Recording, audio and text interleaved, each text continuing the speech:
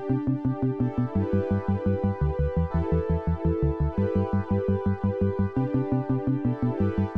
everybody, Kyle here from Preferred Physical Therapy, where we help people 40 plus stay active and independent, live free from painkillers, and avoid surgery.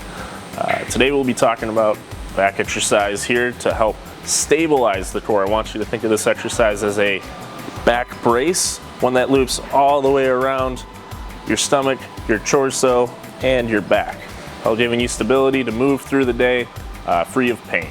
All right guys, this is the modified curl up. This is gonna be for our core, creating a good strong brace all the way around our trunk and through our back here to help stabilize our lumbar spine. To do this, we're gonna be laying on our back. We'll have one knee bent, hands underneath our back here. We want our back flat into the table. Now what I'm gonna do, I'm gonna brace my core, so you should feel your fingers, if we're pushing into our stomach, push out. Feel that contraction, keep our back flat.